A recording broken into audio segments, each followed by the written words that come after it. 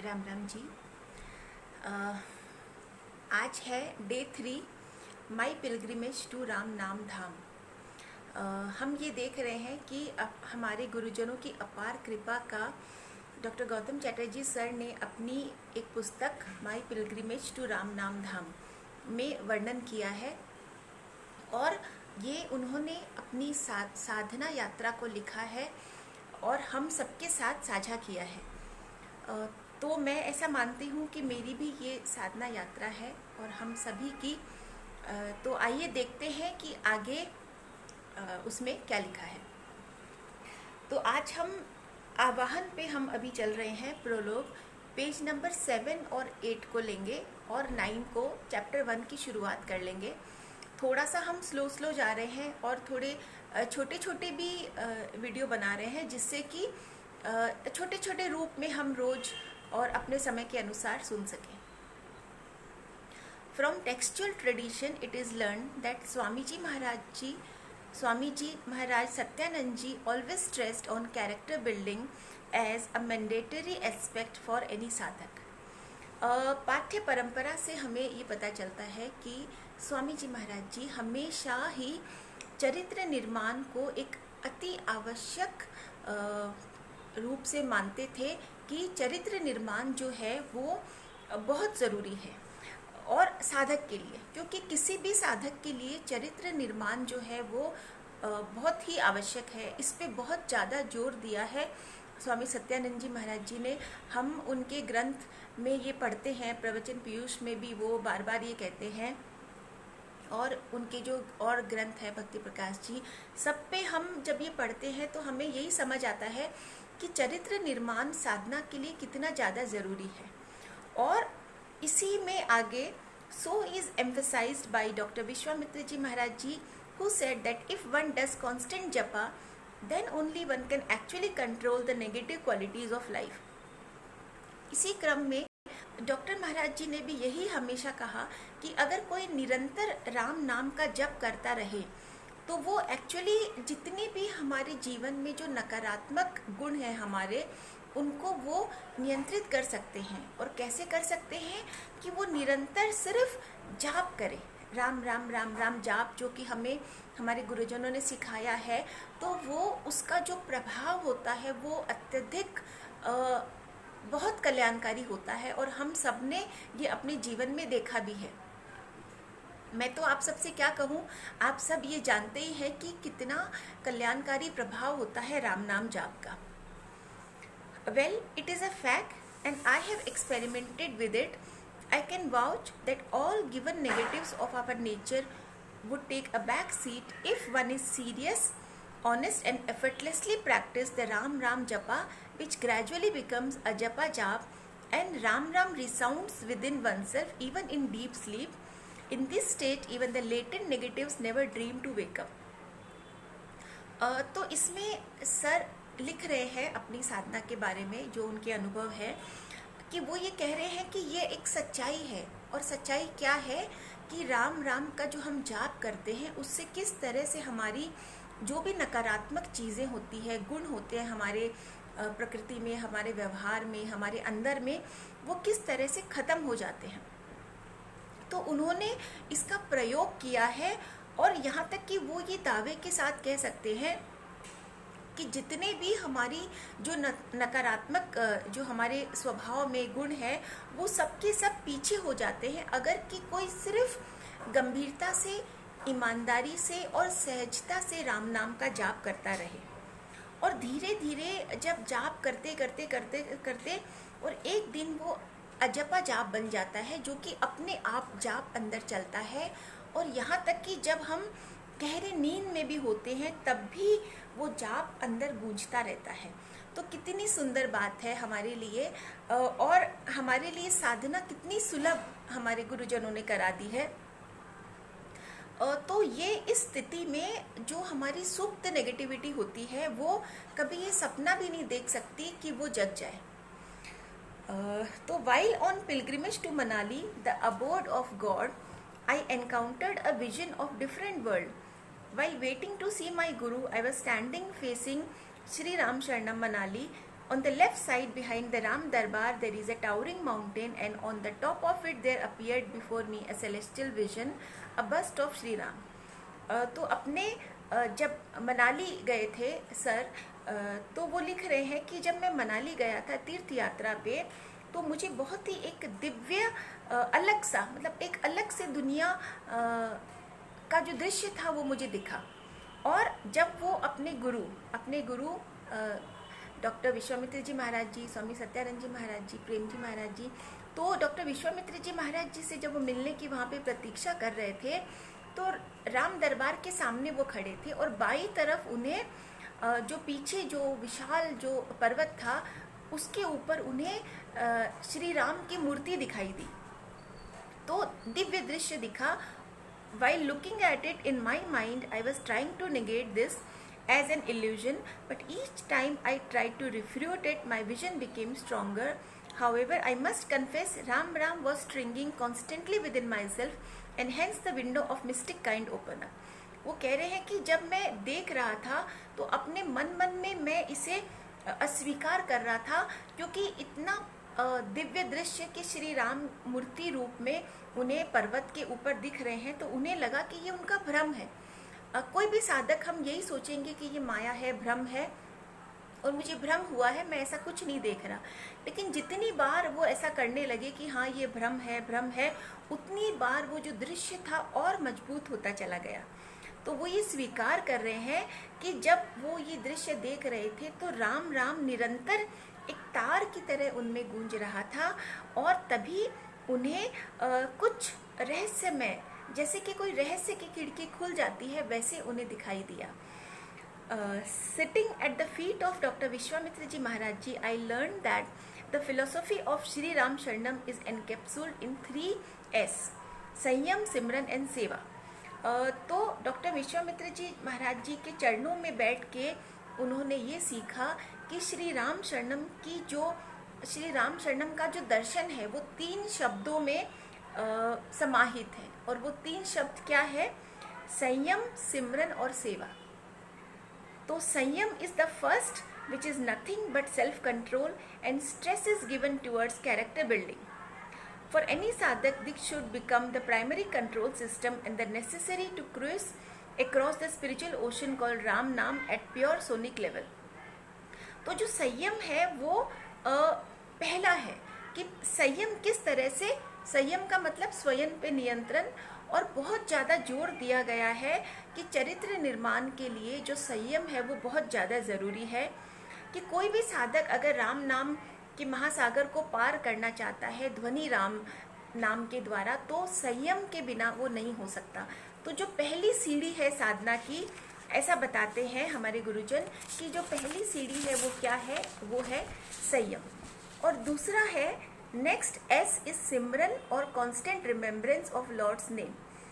तो हमें पता है कि स्वामी जी महाराज जी ने सिमरन पे कितना ज़्यादा जोर दिया है। सिमरन या फिर निरंतर जो याद बनी रहती है नाम की, नाम यानी कि नाम राम नाम। Japa is the mode and utterance of Ram is the method without bringing any quiver on the lips. तो राम का जो जाप है वो राम हमें उच्चारण करना है, लेकिन इस तरह से कि हमारे होठों पे कोई भी कंपन ना हो। इसका मतलब कि मन ही मन में राम जाप चलता रहे। This internalized process invokes the guna of Shri Ram within oneness and manifests in positive karma. तो ये इस तरह से जो जाप होता है, अगर ये प्रक्रिया आंतरिक रूप से क्या करती है? श्री राम का आवाहन करती है। तो श्री राम का आवाहन मतलब श्री राम के गुणों का आवाहन, और धीरे धीरे हमारे अंदर जो भी सकारात्मक कर्म होते हैं वो प्रकट होने लग जाते हैं।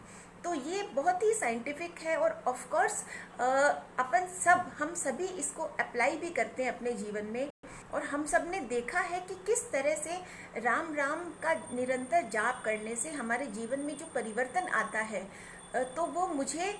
तो मैं तो बहुत ही छोटी हूँ, लेकिन आप सब ये जानते हैं कि इसका प्रभाव क्या होता है।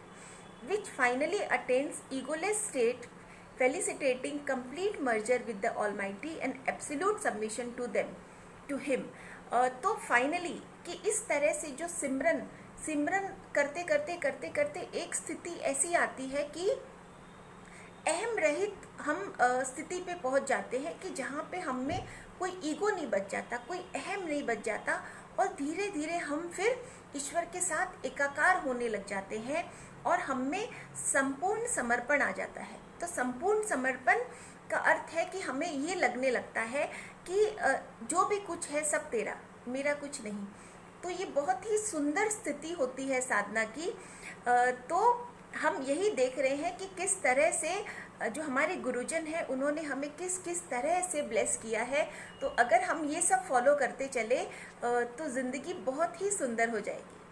और ऐसा नहीं कि हम कोई आध्यात्मिक जिंदगी होगी, क्योंकि सबसे बड़ी जो स्पेशल बात है स्वामी जी महाराज जी की साधना में कि उन्होंने ये बताया है कि आप अपने सारे कर्म करते हुए, जीवन के जितने भी कर्म हैं आपकी जो भी आपकी ड्यूटीज़ है वो करते हुए आप किस तरह साधना कर सकते हो। तो उन्होंने कुछ भी छोड़ने के लिए नहीं कहा, हमेशा घर में रहें, अपना काम करें, अपनी ड्यूटी करें, फिर भी अंदर से आप कितने सुंदर बन जाते हैं। तो वो जो चेहरे पे मुस्कान जो आती है वो वर्थ इट है कि हमें सब कुछ मिल गया। और जो लास्ट एस, हम यहाँ पे 3 एस स की बात कर रहे हैं कि पहला हमने देखा कि संयम, और फिर हमने देखा सिमरन, और तीसरा जो स है वो है सेवा। तो 3 स हमें हमारे गुरुजनों ने दिए हैं। तीसरा है सेवा। अब ये सेवा, दिस सेवा और service to God is not meant to be performed with money, power or physical efforts. It is to be performed by praying for others in the Ram Darbar and propagate universal brotherhood by professing the philosophy of Vasudhaiva Kutumbakam, the whole universe is one family. तो ये जो सेवा के बारे में हमारे गुरुजन बता रहे हैं, तो वो ऐसा ज़रूरी नहीं है कि कोई पैसे से की जाए। अगर ये पैसे तक ही अगर सीमित हो जाए या शरीर से ही करने तक अगर सीमित हो जाए तो सब लोग नहीं कर पाएंगे ना। तो उन्होंने कितना सरल इसका उपाय बताया है कि आपको सिर्फ राम दरबार में दूसरों के लिए प्रार्थना करनी है। तो जब हम सबके लिए प्रार्थना करते हैं तो हमारा मन इतना सुंदर हो जाता है कि सबके लिए प्रार्थना करते करते सबसे पहले तो हमारे ही अंदर के जितने भी नेगेटिव्स हैं वो सबके सब पानी के रेले की तरह बह जाते हैं।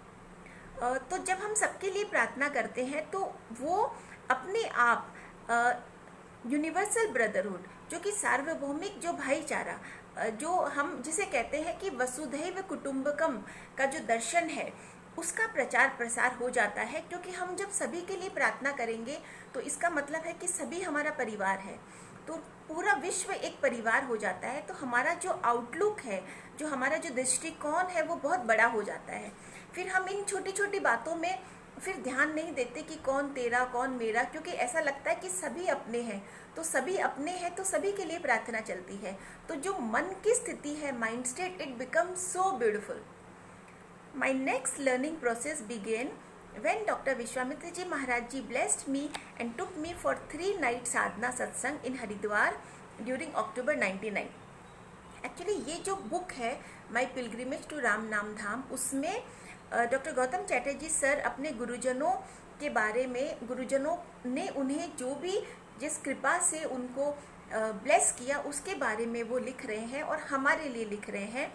तो वो कह रहे हैं कि मेरी जो दूसरी जो सीखने की जो प्रक्रिया थी वो तब शुरू हुई जब डॉक्टर विश्वामित्र जी महाराज जी ने मुझे आशीर्वाद दिया और मुझे 3 रातों के साधना सत्संग में ले गए हरिद्वार में 1999 में। My experiences are narrated in this book which are mystic in character and cosmic in dimension.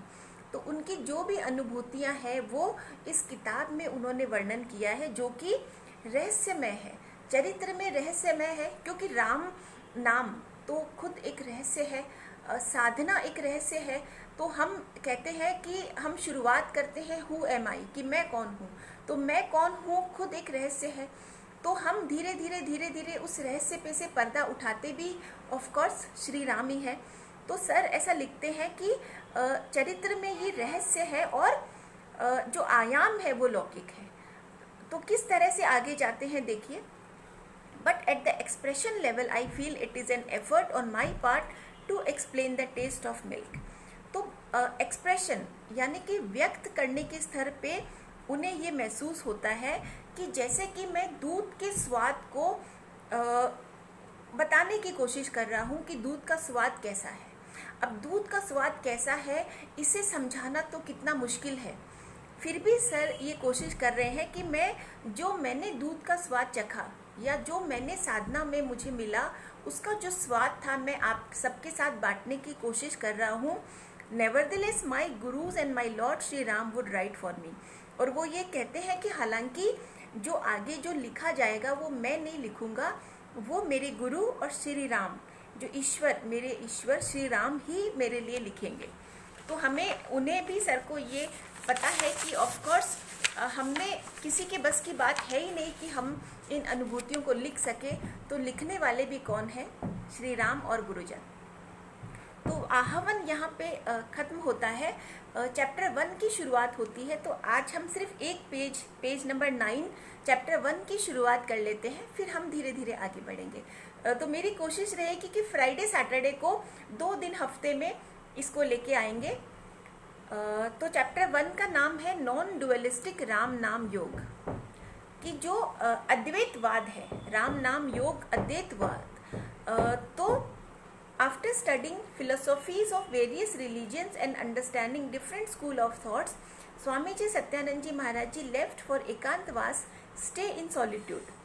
अच्छा, हमने ये पढ़ा है, हमें आप सबको ये पता है कि हाँ, विभिन्न धर्मों के दर्शन को पढ़ने और विभिन्न विचारधाराओं को समझने के बाद स्वामी सत्यानंद जी महाराज जी एकांतवास के लिए निकल गए थे। तो ये बात है 1925 की, कि जब वो डलहौजी चले गए थे ध्यान के लिए। So he went to Dalhousie to meditate and decided that he would not get up unless he attend nirvana. He sat down at a particular place meditating for whole 1 month।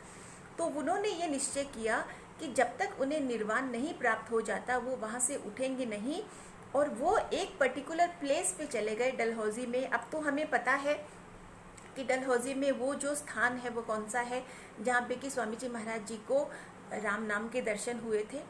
तो it was Vyas Purnima and with closed eye Swami ji was meditating. Vyas Purnima का दिन था और बंद आंखों से स्वामी जी महाराज जी ध्यान मग्न थे। There all of a sudden he heard a very lyrical sound with the magical tune of Ram. तो उन्हें अचानक से एक बहुत ही सुरीला गीतात्मक संगीत में एक ध्वनि सुनाई दी, जादुई धुन ऑफ राम।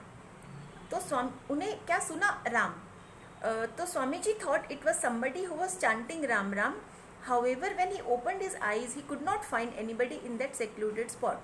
तो उन्हें क्या लगा कि कोई राम राम का जाप कर रहा है, लेकिन जब उन्होंने तो उन्हें क्या लगा कि कोई राम राम का जाप कर रहा है, लेकिन जब उन्होंने आंखें खोली तो उन्हें कोई भी दिखा नहीं।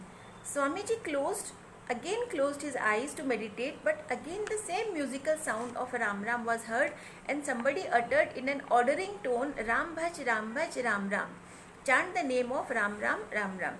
तो वो वापस उन्होंने स्वामी जी महाराज जी ने आंखें बंद करके फिर से वो ध्यानमग्न हो गए, फिर से ध्यान करने लगे। तो उन्हें फिर से वही शब्द ध्वनि सुनाई दी, राम राम। और इस बार उन्हें ऐसे लगा कि जैसे कोई उन्हें आदेश दे रहा हो कि राम भज और राम राम जाप कर राम राम। तो Swami ji initially thought it was an interruption in his sadhana, but immediately he realise that Ram was no ordinary word, and he suddenly stood up from his asana as one gets up on arrival of a great soul. तो शुरुआत में स्वामी जी महाराज जी को लगा जैसे कि ये कोई रुकावट है उनकी साधना में, लेकिन उन्हें एकदम से ही समझ आया कि ये कोई साधारण शब्द नहीं था। और उन्होंने जैसे ही समझ आया तो वो एकदम अचानक से उठ खड़े हुए, जैसे कि कोई दिव्यता जब हमारे सामने आ जाती है तो हम अपना आसन छोड़ के खड़े हो जाते हैं। तो वैसे ही स्वामी जी महाराज जी खड़े हो गए, और Swami ji was standing there shivering and earnestly pleaded for hearing the celestial sound Ram Ram again. अच्छा, वो फिर वहाँ पे खड़े रहे एकदम कांपते हुए, और उन्होंने फिर से याचिका की कि वो जो दिव्य ध्वनि थी वो उन्हें फिर से सुनाई दे। फिर से सुनाने के लिए उन्होंने प्रार्थना की, और then again Swami ji heard, और उन्हें फिर से वो दिव्य ध्वनि सुनाई दी।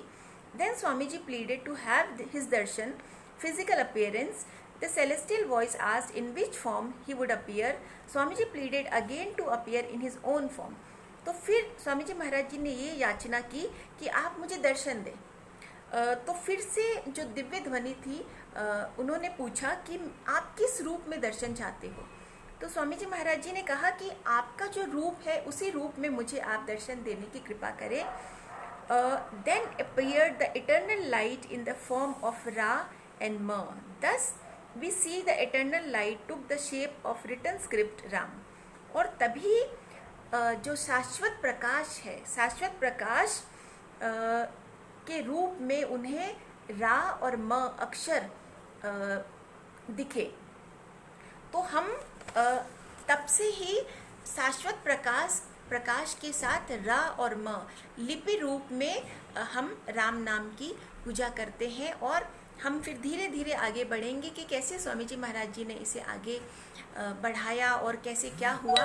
तो बहुत सारा एक साथ नहीं लेते, लेकिन आज का पेज नंबर 7, 8, 9 का वो सार यही है कि हम साधना की शुरुआत अगर हमें करनी है तो पहले जो 3 शब्द है वो क्या है? संयम, सिमरन और सेवा। जैसे कि हम कोई रेलगाड़ी में जाते हैं या प्लेन में जाते हैं, कहीं भी यात्रा पे जाते हैं, तो कुछ सामान हमें अपने साथ लेके जाना होता है जो कि हमें रास्ते में काम आता है। तो अगर हम साधना की यात्रा वाले हैं तो हमें ये जो 3 चीज़ें हैं वो आवश्यक है कि हम अपनी इंद्रियों पे संयम रखें और हम सेवा करते चले और हम निरंतर सिमरन राम राम का जाप करते चलें। और किस तरह से आप देखें कि एक छोटा सा मैं एग्जाम्पल दे के फिर इसे ख़त्म करना चाह रही हूँ कि जैसे जैसे हम सेवा, सिमरन और संयम हमारी ज़िंदगी में आ जाता है, वैसे वैसे जैसे कि फॉर एग्जाम्पल कि कोई किसी ने आपसे कोई कटु शब्द कहे, तो जब आपकी शुरुआत की स्टेप है, शुरुआत की स्थिति है, तो आपको वो कटु शब्द आपके अंदर चले जाते हैं, आपको बुरा भी लगता है, आप रिएक्ट भी कर देते हैं, आप सामने वाले को गुस्सा भी कर देते हैं।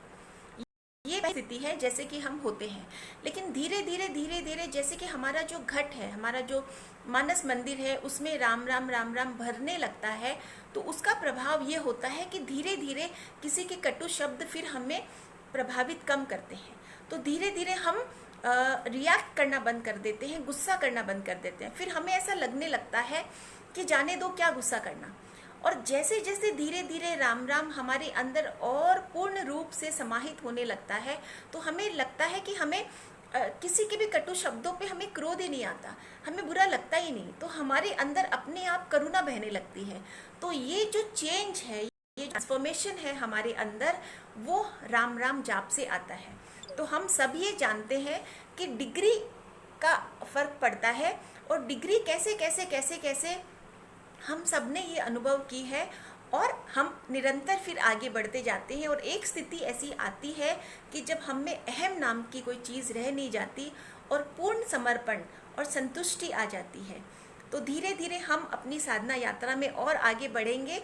और फ्राइडे और सैटरडे 2 ही दिन हम रखते हैं। टाइम हो सकता है चेंज हो जाए, फिर भी कोशिश रहेगी कि शाम को 7 बजे